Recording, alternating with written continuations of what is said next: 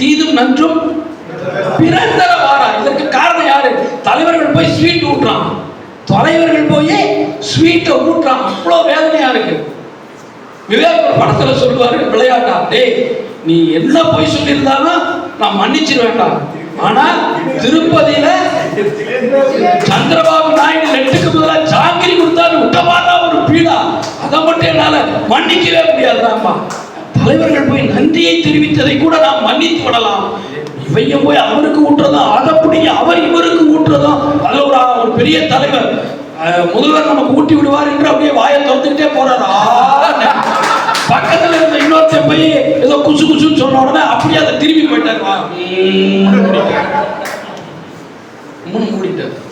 ஒரு காலத்துல அரசுடைய சங்கத்துல சொல்லுவாங்க, இந்த ஒன்றியத்துல இருக்கிறவங்களுக்கு எல்லாம் வேற வேலையா, எப்ப பார்த்தாலும் நன்றி பாராட்டு கட்டாங்க அப்படி இப்படிம்பாங்க. ஆனா இன்றைக்கு அரசு அலுவலர் ஒன்றியமே மிரண்டு போகிற அளவிற்கு இன்றைக்கு தலைவர்கள் வரிந்து கட்டி கொண்டு, எனக்கு அந்த படம் அந்த சீனை பார்க்கிற போது அமைதி படல சத்யராஜ் குளத்துல குளிச்சுக்கிட்டு இருப்பார்.